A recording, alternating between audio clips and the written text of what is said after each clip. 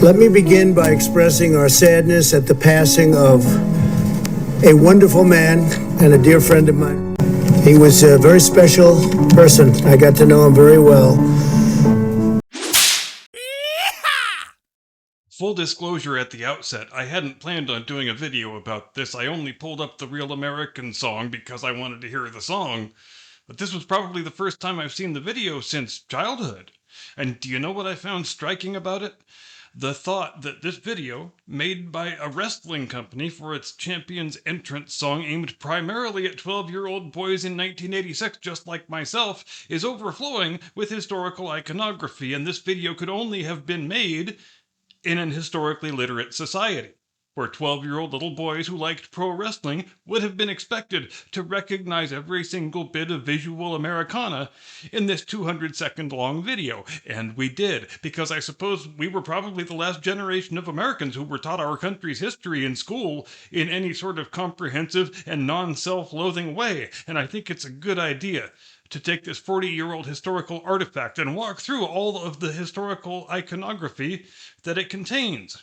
It's overwhelmingly likely, in fact, that a kid today with an Ivy League history degree would understand fewer of these American history references than the average 12-year-old Hulkamaniac did back in 1986.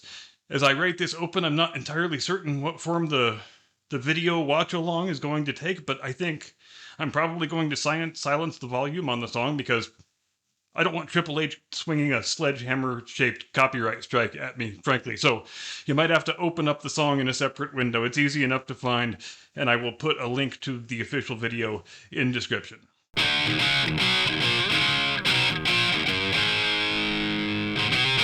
We open with the famous quote from President John Kennedy's inaugural address in 1961, which was only, a 25-year-old piece of footage at that time? But in my child brain, somehow it felt like ancient history, wherein he implores his countrymen to stop being so damn self-entitled and start doing things for the larger good of the nation. A message that would go over something like a lead balloon with concrete wings in today's Democrat Party.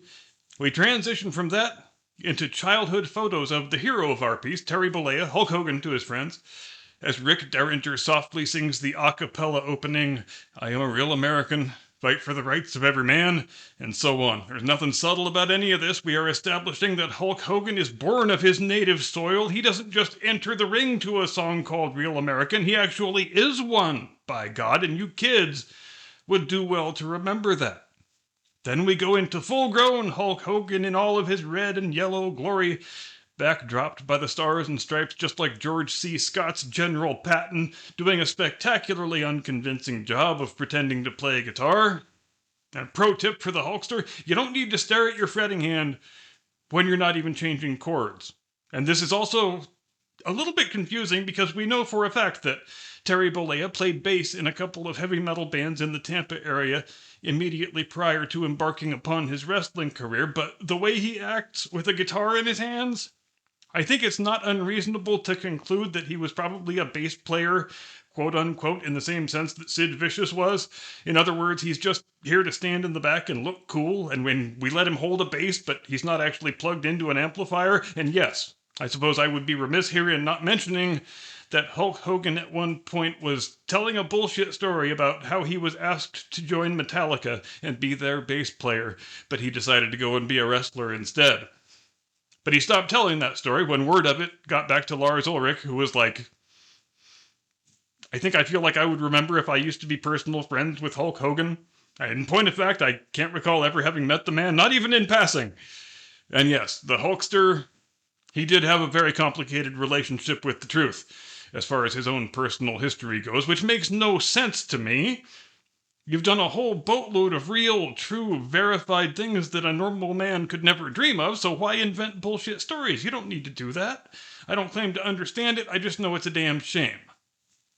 We fade to a building being pulled down in some city that's experiencing urban blight and decay. It could be a Detroit, could be a Pittsburgh. You know, one of our formerly mighty arsenals of industry that fell on hard times after the war ended and would have still been freshly experiencing those terrors when this song was being made. We juxtaposed that with the wounded Hulkster crashing down to the mat after a dastardly cheap shot from the heel wrestler, as if he is saying to middle America, "Brother, I feel your pain." When your buildings get pulled down and your jobs get offshored, it's just like when King Kong Bundy punches me right in my little Hulkster, dude. And then we get a couple of random stock footage shots of vehicles crashing into buildings and so forth, interspersed with Hogan inflicting righteous vengeance on his enemies in the ring, which I think we can let pass muster without any further analysis, as Mr. Plinkett might say. And here's where we go into full-on Americana mode for most of the rest of the video.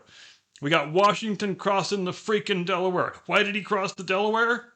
Well, so he could ambush the damn Hessians and at dawn and kick their Teutonic asses all the way back to freaking Germany. Thomas Jefferson, backdropped by the Charter of American Independence that he authored at the tender age of 33. Abraham Lincoln, backdropped by the Emancipation Proclamation, from which we crossfade into Generals Lee and Grant, shaking hands at Appomattox Courthouse.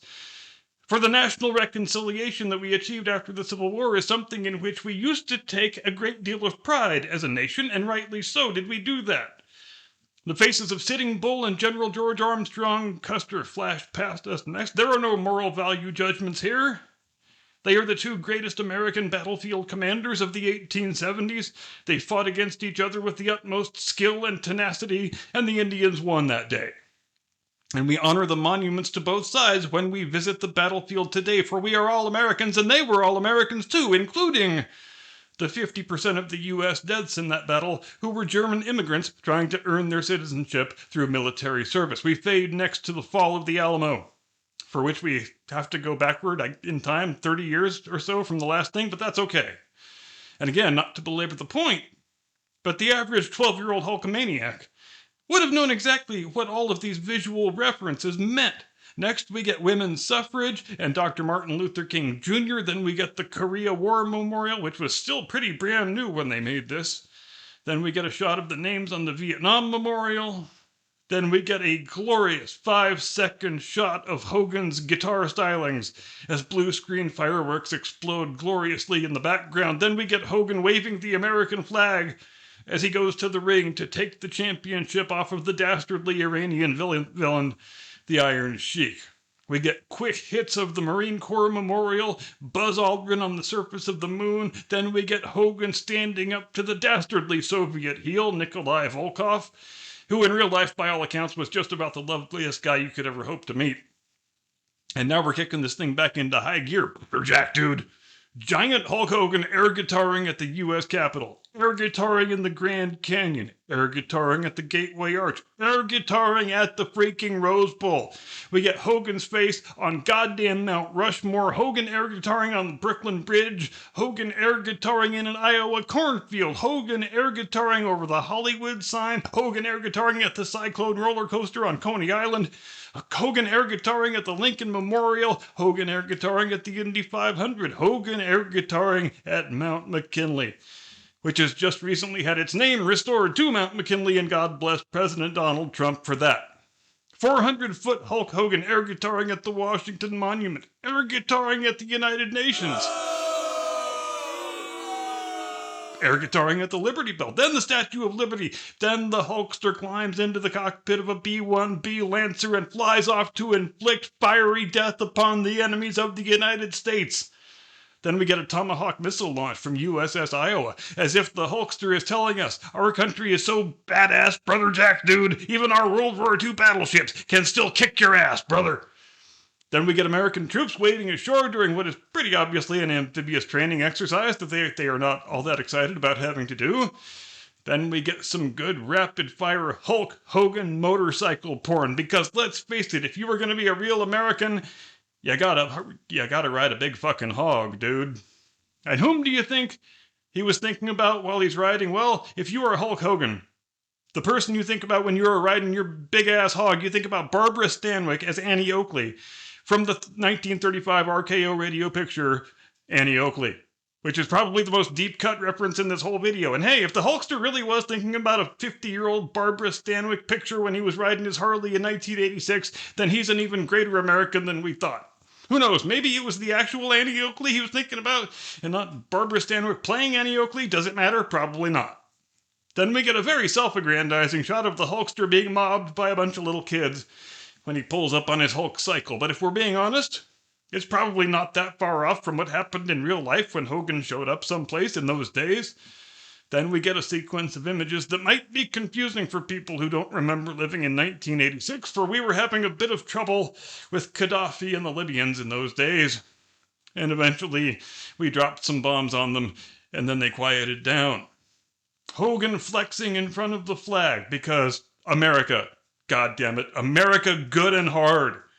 Hogan gives a flag to a little kid and shakes his hand, and that kid is 44 years old today, still bragging about that. And the closing admonition from our hero? Train, say your prayers, eat your vitamins, be true to yourself, true to your country, be a real American. Whew. And is there anything wrong with that? Was there ever anything wrong with any of that? There isn't, and there wasn't. God bless America. God bless the Hulkster. That is all I've got. See you next time. Get off my lawn, brother.